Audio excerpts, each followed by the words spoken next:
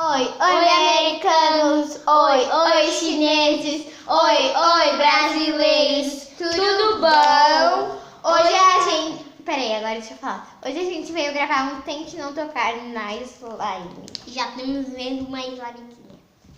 O Nicolas, mas você vai ter que tocar em alguma. Gente, olha, eu vou começar com a minha favorita, com uma das minhas favoritas. Ai. Essa branca aqui, gostosa. Eu vou ter que tocar. O Nicolas, sério, tem que tocar. Tentar tocar em uma. Não precisa. Ai, galera! Peraí que eu vou ajeitar vocês aí. Agora a próxima slime. Essa amarela. Não, vai ser. Tá 1-0. Essa tá, galera? azulzinha aqui, ó. Tá 1-0. 1-0. Tá, não toca nessa. Tá bom esse negócio? Pera aí que eu te ajudo. Deu! Ai, gente. Tá, 1-1.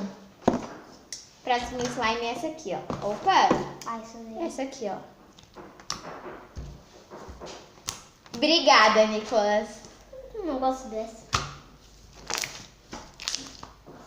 Eu adoro ela.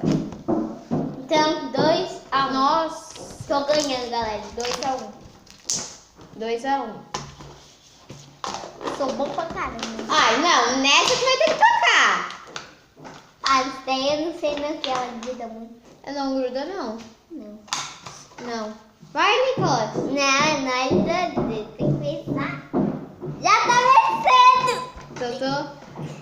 Ai, Ninguém vai mexer nela. Xanxei, eu quero fazer o xanxei. Não vai mexer? Eu também não vou. Então vou guardar, né? 2-1 por enquanto, gente. É, tá certo. 2-1. Essa aqui já foi. Essa aqui laranja. Essa tu toca. Essa tu toca.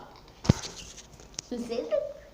Nicolas, toca pra ficar empatado. Por quê? Por quê? Deixa eu ver as outras. Nossa, eu também. Daí tem... Ó, alguém vai ter que tocar nessa aí. Vai, Nicolas. Se Depende. tu não vai, eu vou. Ganhei!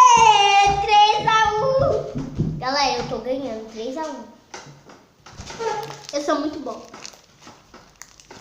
Se eu pegar a slime rosa, tá 3-2. Eu já perdi, galera. É, porque ela tá com... Aê, 4-1. 4-2, quer dizer. 4-1. Ah, é 4-1. Galera, esse foi o vídeo. Espero que vocês tenham gostado. Se vocês gostaram, o que tem que fazer, Nicolas? Deixa o like, se inscreva no canal Pra ficar legal.